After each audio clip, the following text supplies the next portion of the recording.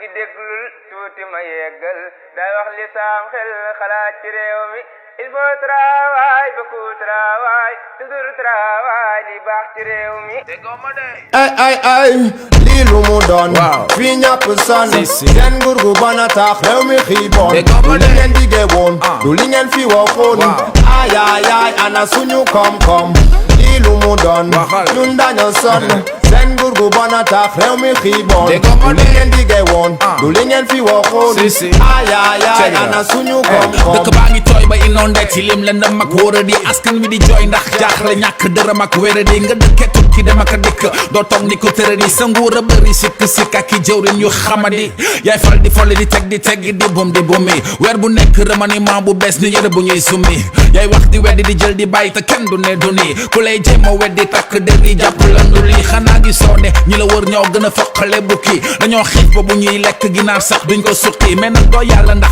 munoo fekke bëccëg fekke guddi njiit bu bon ni bañ bu yàqu li ciy pexe mooy buddi mooy tul ñu mujj ak yow ni wàccu ni si mujj ak benn ali wàcc si tali bi génne la pale bi nga daal di lali la foule folle personne ne peut arrêter sa folie su fekkee ne fenn moo la fal xamal ne dëgg lay folli lii lu mu doon fii ñàpp sonn seen nguur gu bon a tax réew mi xiiboon du li ngeen digee woon du li ngeen fi waxoon ay ana suñu koom-koom lii lu mu doon ñun dañoo sonn seen nguur gu bon a tax réew mi xiiboon du li ngeen digee woon du li ngeen fi waxoon ay ana suñu koom-koom léegi ñëpp xam ne politique bi ay naxaate la luñ la waxati suba ba ngoon jàppal ne ay kàcc la si say neuf ñëpp yam bu ñu faloo rek fàtte la ni oto bu paan boo ko poussé bu tàkkee wàcc la ku ci fallu soppi doxalin foog ne yegg na fàtte fi mu jógee ak li mu diggee ndax léegi tedd na rey kollu nibbul fokkin di wane ne regg na topp tootul sax ndax xol askan mi sedd na sëriñ si moom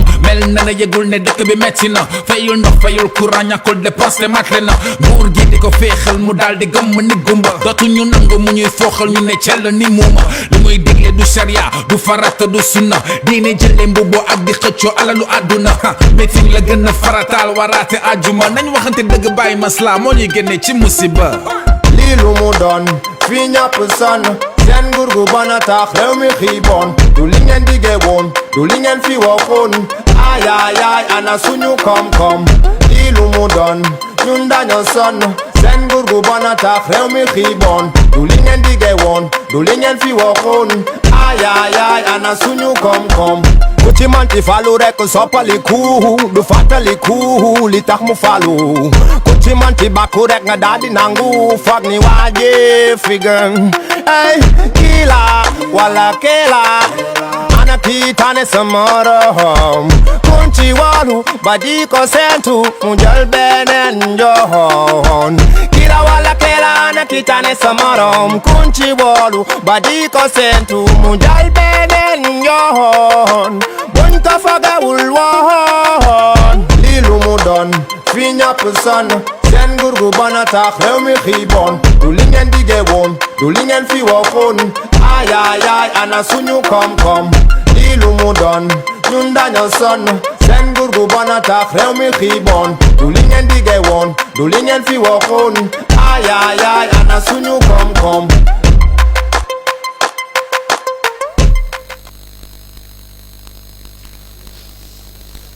Good morning, everyone. I'm sorry that we don't have gavel yet. We will get that, and the hit would be harder then. I call to order the first public meeting, public hearing of the TRRC. Before we begin our proceedings, may I call on Imam Jallo and Bishop Adiko to offer prayers. Imam Jallo, please. أعوذ بالله من الشيطان الرجيم بسم الله الرحمن الرحيم الحمد لله رب العالمين الرحمن الرحيم مالك يوم الدين إياك نعبد وإياك نستعين اهدنا الصراط المستقيم صراط الذين أنعمت عليهم غير المغضوب عليهم ولا الضالين فلله الحمد رب السماوات ورب الأرض رب العالمين وله الكبرياء في السماوات والأرض وهو عزيز الحكيم ربنا آتنا في الدنيا حسنة وفي الآخرة حسنة وقنا عذاب النار سبحان ربك رب العزة عما عما يصفون وسلام على المرسلين والحمد لله رب العالمين.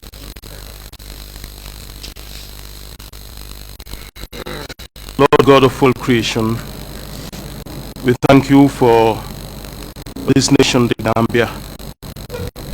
We thank you for the TRRC as we begin our public hearing today. We pray that your Holy Spirit will guide, direct all the proceedings of the TRRC so that the truth will come out. Reconciliation will be a possibility, and reparation will also be a possibility. We thank you, Lord, for your goodness, your mercy, and your grace. And we thank you for the smiling course of this nation, so that everybody will keep on smiling throughout the many years that we have to live in this land. This we ask in Jesus' name. We pray, praise, and thanksgiving. Amen. Thank you very much. You will realize that the commission is seated in between a bishop and an imam, and you cannot expect a higher spiritual protection than that. May the Almighty bless and guide our proceedings. Amen.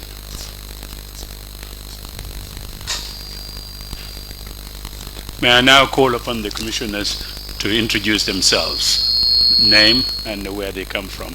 Starting with you, Bishop, please. I am Commissioner James Allen Yao Odiko.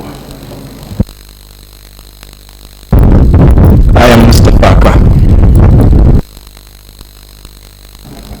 I am Manima Boja. Good morning, I am Commissioner Annie Jones. Good morning, Commissioner Lankinte from North Bank Region. I am Lamin Sise from Bansang, CRR.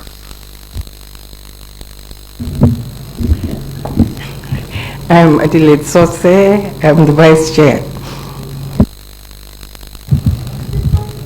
I am Amisamba, Commissioner of LRR. I am Imam Usainu Jallo, Commissioner, TRRC. Telam Commissioner Jamme Sise, Garawol URR. Imam Abdurrahman Si, Commissioner CRR.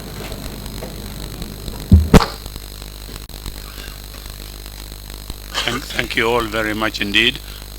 These commissioners come from all sectors of Gambian society, representing the harmonious diversity of our beautiful country. I will now deliver a brief set of remarks on behalf of the Commission and from the Chair. In December 2017, the National Assembly passed an act to establish the Truth, Reconciliation and Reparations Commission. The 11 members of the Commission were sworn in October 2018.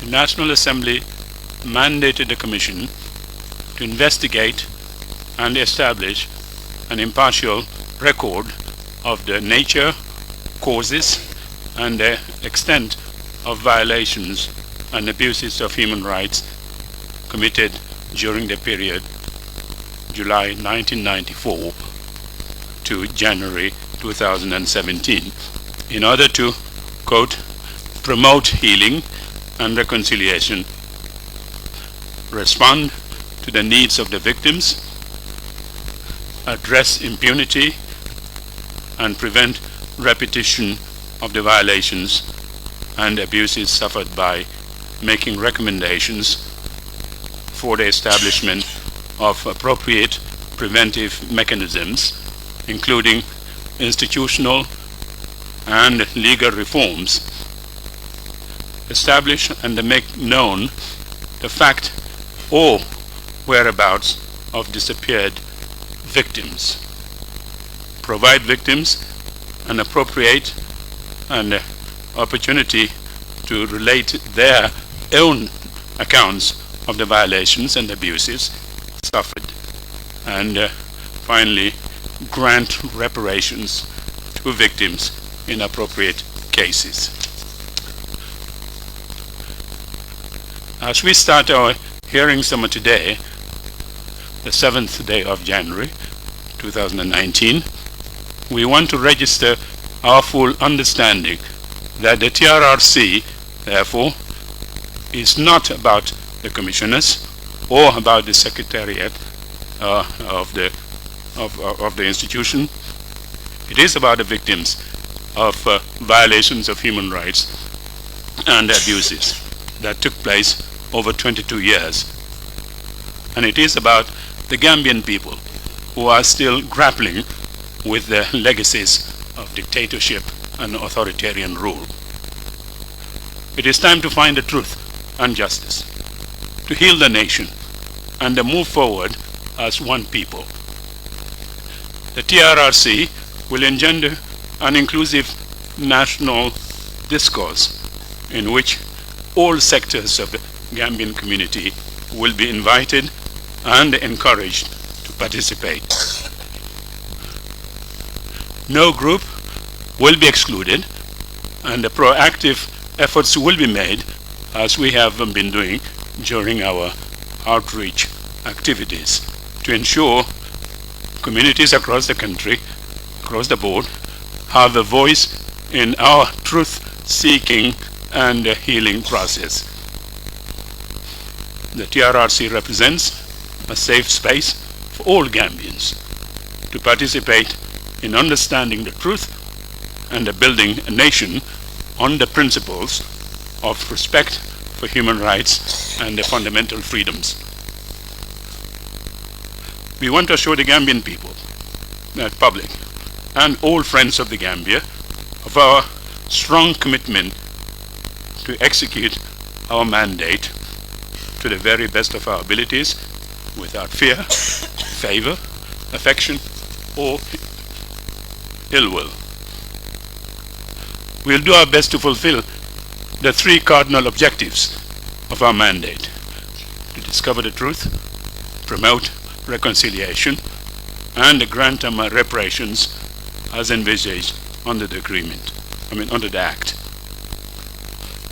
We will also endeavor to execute the mandate within the 2-year time frame given by the National Assembly. A majority of Gambians, and certainly members of this commission, are in total agreement that our country needs the TRRC in order to heal and reconcile, and equally important, to reform our national institutions and to transform our political culture in order to avoid a repetition of what happened here between July 1994 and January 2017. George Santayana, the Spanish-American philosopher, famously said, "Those who do not remember the past are condemned to repeat it." We all need to know the truth of what happened here in order to learn lessons and move forward as a nation, united in our determination to ensure that no person's human rights are violated with impunity, and that no government can impose dictatorship on the Gambian people again. Never again. Thank you very much.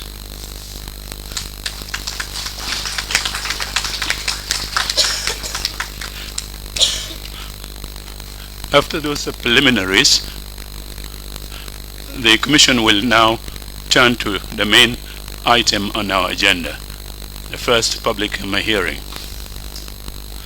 The objective of the Commission under Section 13 of the Act, again, as I said, is to create an impartial record, historical record on the violations that have taken place here, The Constitution and the order established thereunder was overthrown on the 22nd of July 1994. The Commission decided, therefore, to adopt a thematic approach in creating the historical record, and to begin with the events of that fateful day of July 22nd. The lead counsel will brief on the themes, the thematic approach that we have decided upon, and followed by a dialogue and information sharing with the first witness. Lead counsel, you have the floor. Thank you very much, Mr. Chairman. Before I say a few words on how we intend to proceed, may I take this opportunity to introduce my colleagues with me at this table, members of the legal team. And may I start with Ms. Maria Masingate, to my far left, Associate Counsel, Sagar Cecilia Thomas Jahate, to my immediate left, Associate Counsel, and Ms. Horeja Balagay, Deputy Counsel. My name is Esa Mbaifal, I'm the lead counsel. At the outset, may I hasten to say that this is not a trial. This is an investigation into the mass atrocities that occurred in this country between 1994 and 2017. Numerous and horrendous were these violations of human rights, and in order to get to the bottom of them, we intend to discharge our mandate by investigating these violations in a thematic manner. We have agreed on 26 themes and incidents. These themes and incidents range from the root causes and circumstances surrounding the 22nd 1994 coup d'etat, to the attacks on the media with an attempt or an effort to silence them, extrajudicial killings of members of the armed forces, unlawful detention and torture of civilians, arbitrary arrests, the role of the junglers in a number of enforced disappearances or killings, the killings of West African migrants, the presidential treatment program, including HIV/AIDS and other forms of treatment, and the hunting of alleged witches. These are just an example of some of the themes that we would be investigating, 26 in number. Over the Commission's 2 years mandate, we would be conducting investigations to gather relevant facts on all these thematic issues. These facts and evidence would be presented in public hearings, and each public hearing is expected to span a few weeks or as long as may be necessary to arrive at the full facts that would enable the Commission to be able to establish the truth as to what has happened. The presentation of facts will follow a logical sequence, and in this context we would start with the first theme, which deals with the beginning, that is the road to dictatorship, which created the environment for mass atrocities to fester. In that regard, we would examine the causes and circumstances of the 1994 coup d'etat that brought in the Jammeh government. We would look also into the history of the armed forces, the emergence of the Gambia National Army and Gendarmerie as counter-forces, as some would argue, the factors, antecedents and circumstances that may have led to the coup in 1994, including the dismantling of the Gendarmerie and the consequences thereof, the socio-political situation within the security forces, and the allegations of divided loyalties, within these forces, the effect and impact of the National Secret Service on the socio-political events, the dissatisfaction within the military, the rumors of planned coup d'etats and arrangements to deal with them, events that occurred on the eve of 22nd July 1994, the events of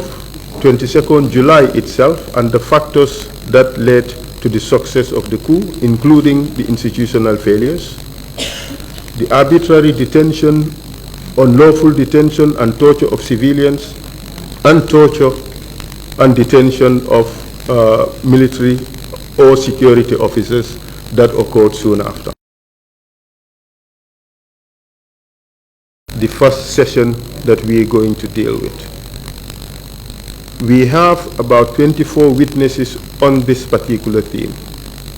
We are not likely to call all those witnesses. We would call a good number of victims who would explain what they went through. But we expect or envisage that perhaps we would call about 14 witnesses, after which time the commissioners would assess whether they have received enough information or facts on this theme to be able to establish the truth about what has happened. Significantly, we will be looking at the institutional failures that enabled the overthrow of the constitutional order to occur, such that the lessons learned from that can form the basis that would support efforts at institutional reform. On that note, Mr. Chairman, we are ready to call our first witness on this subject of the 1994 coup d'etat. With your leave, or with your permission rather, we would call the first witness.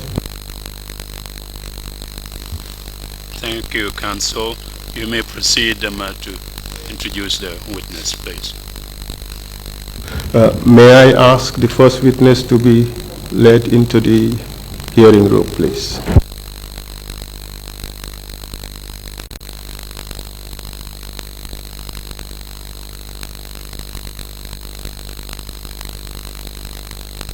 Could you kindly swear in the witness?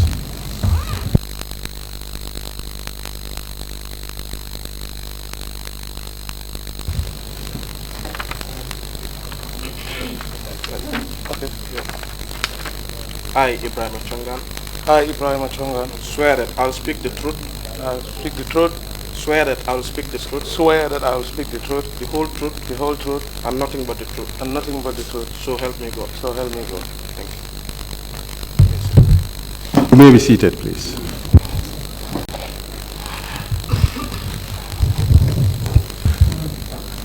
Mr. Chongan, thank you for coming. I notice your microphone is on.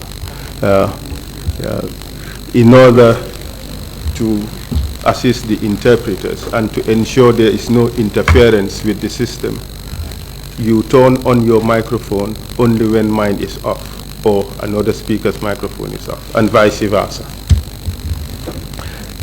Can you please tell us your full names?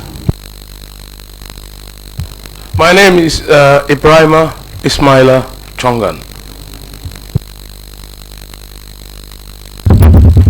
Mr. Chongan, I should have informed you in advance of this hearing that the Commission has decided that we should observe a 5-second rule between two speakers.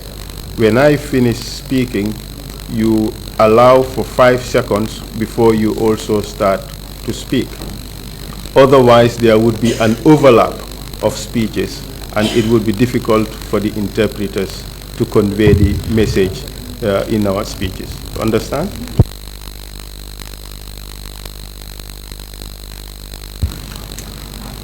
Can you give us a brief information about your education?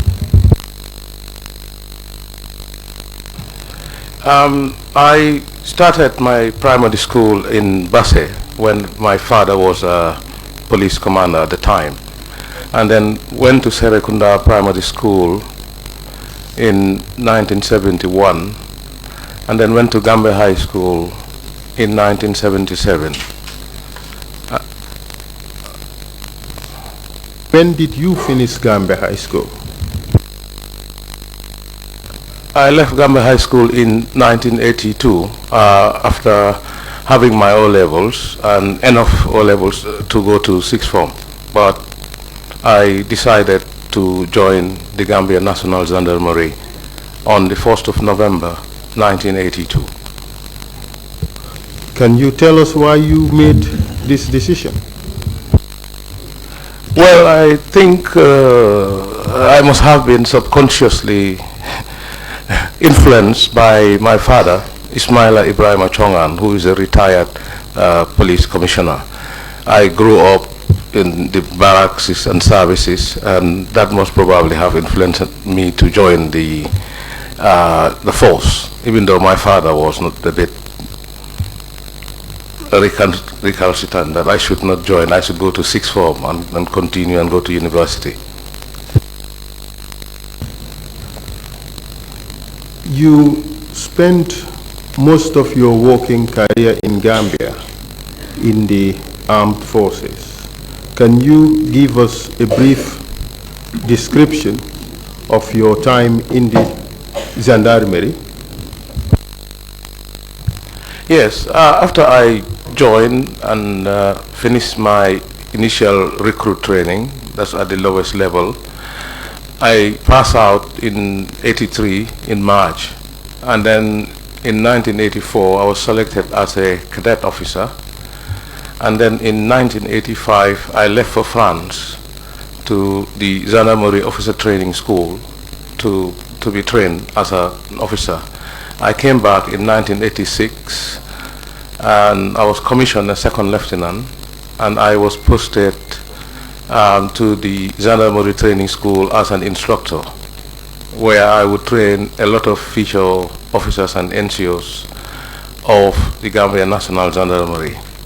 And then in 1988, I was now tasked with of setting up the territorial gendarmerie. That is the branch of the gendarmerie that have police powers.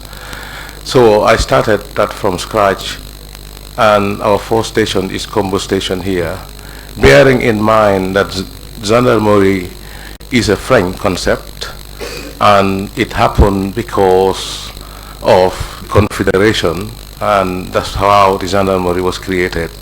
So this was a lot of challenges because we already have the Gambia Police Force, which was a very established force where my dad was, and we had to, the gendarmerie came to complement the efforts of the police, especially in the rural areas, and also we were an armed police, you know, in the detection and prevention of crime, and also gathering intelligence for the government. So I continued to become the commander of the territorial gendarmerie until shortly afterwards the Senegambia Confederation fell apart, and I should have said that at the beginning the gendarmerie was commanded by a Senegalese officer, Major. We would come to the history of the security forces in the Gambia, but in the meantime, focus your answer on the various positions you have held in the Gambian security forces before you left the service. Thank you. So when the Confederation fell apart, now we had some changes, and then we have a new commander who came in, which was Pres Jan, who commanded the gendarmerie. I had become the battalion commander, commanding the territorial gendarmerie and the mobile gendarmerie, which was guarding government buildings and important and VIPs. Then we also had the presidential guard, which was commanded by Captain Mudjai. When I became a battalion commander for a while, and then in early 1991, I left again for Turkey to do my advanced officer training.